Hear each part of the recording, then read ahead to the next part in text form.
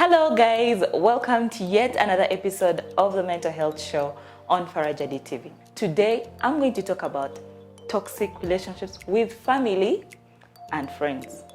Do you have those family members who keep putting unrealistic expectations on you? Do you have family members who keep putting you on pressure, even when it's unnecessary? Do you have family members who keep as if spying on you, yeah, and yet their lives are not perfect? So today we're going to talk about them. We are also going to talk about toxic friendships. Some of us make the wrong friends, we choose the wrong friends, and then in the long run, they affect our mental health. Your friends, the choice of friends don't only affect how your career goes or how you proceed in life, but they actually affect the stability of your mind, yeah? And today, we are going to delve into that. First of all, I'm going to describe what a toxic relationship is, what you should actually look out for in a toxic friendship or a toxic relationship with a family or a friend. The first characteristic of a toxic friend is that they are not supportive emotionally. You know how you know that is a toxic person is if your emotional capacity cannot with this person. You see, when you want to start, let's say, an initiative, you say, like how you can say, I want to start a business with a friend. There are friends who are going to give you the downsides of you starting this business, but then they're going to correct you in a loving way, like, I love you, you're my friend, but this, and this. And then there are friends who are going to say, can you start a business? Those ones, those kinds of friends, they're never supportive of you. Those people you should stay away from. Those are toxic friends. Then the second characteristic they normally have is they gossip about you. I don't know if is it just me or someone, when someone is gossiping about you or when there's a story going on around you that's not right, you can know. So you need to stay away from those people. And how can you block them out? Just don't make them know everything about your life. Yeah, keep some parts to yourself, or maybe share them with other people who you trust and not them. And then another characteristic they normally have is they are jealous people. Jealous friendships are really, really common. So when you find someone who is envious of you, this person generally will affect your mental health because you're skeptical on what to share with them. You're not comfortable around them. The moment you have a friend with whom you're not comfortable to be around, you feel like if I mention something, they're going to get jealous about it. You need to stay away from such people. Those are toxic. And if you're that kind of friend, you need to change. You need to change. You need to look through your heart and be like, guys, I need to change, Another characteristic that they have is they are, what can I say? They are violent. They are naturally violent emotionally, and even some of them physically. You just see a friend who is violent physically, punching people, slapping, you need to run away from that kind of friendship. Believe me, you guys, you might think that they are abusive romantic relationships, but even abusive friendships, friendships, or even family relationships, how can you that you are or that you have a toxic family member? This is the first sign. The first sign you have to look out for is they look out for all your wrongs. Like I had already told you in a definition, they look out for all your wrongs. Where is your mate? Asking us stupid questions. We had an agreement. The agreement that the next wedding in this family, you will come with your man. Where is he? They want to know, okay, she's not dressed well, or she's not like this, or she's not like this.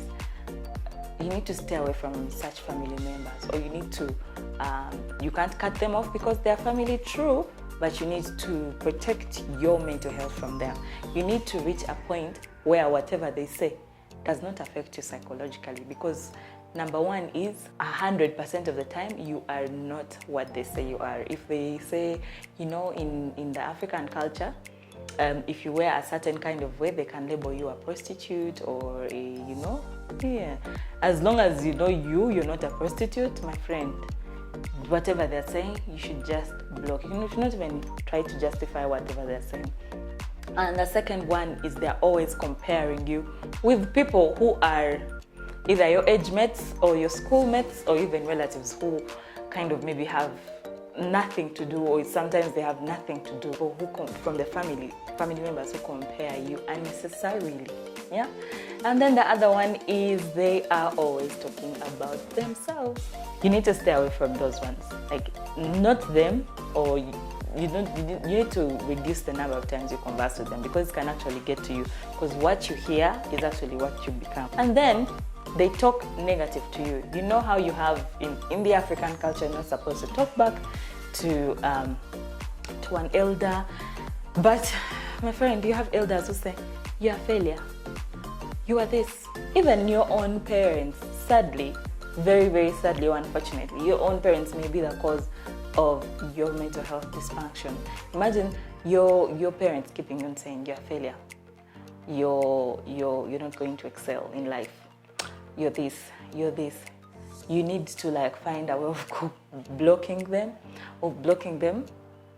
from accessing you emotionally, or even accessing you, or you can only maybe keep professional conversations with them, because those are not a safe space for you.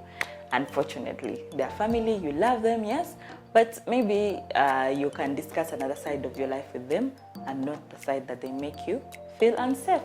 Another sign your relatives are toxic is that they are self-centered. Have you heard of relatives who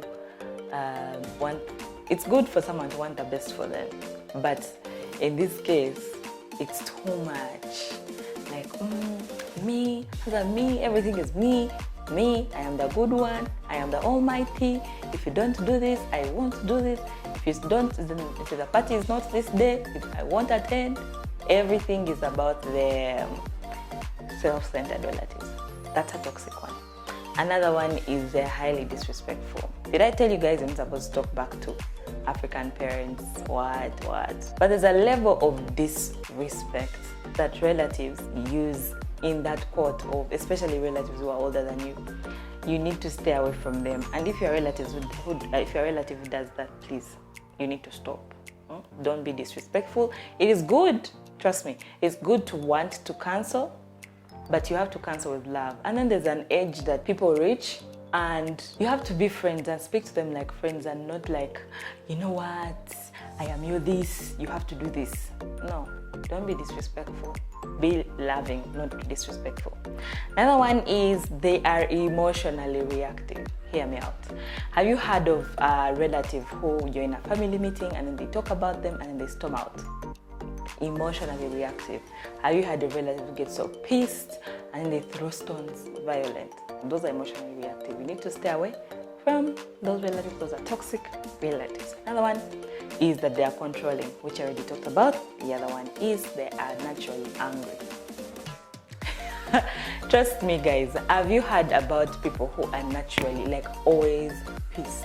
Something pisses them off in a minute. Either the way you breathe or the way you look, your presence pisses them off.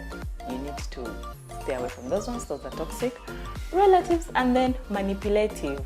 People who manipulate your kindness in general should stay away from you, because those are toxic people and toxic relatives who will affect your mental health in the long run.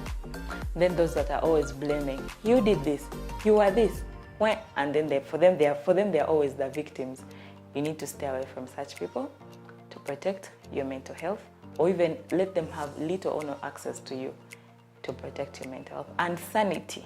The last one is that they are naturally competitive. Have you heard of people who, even when it's not necessary, they are competing? And then relatives who are letting their kids compete with you. Like, now my son, my daughter, my what? My daughter is like this. Why aren't you like this?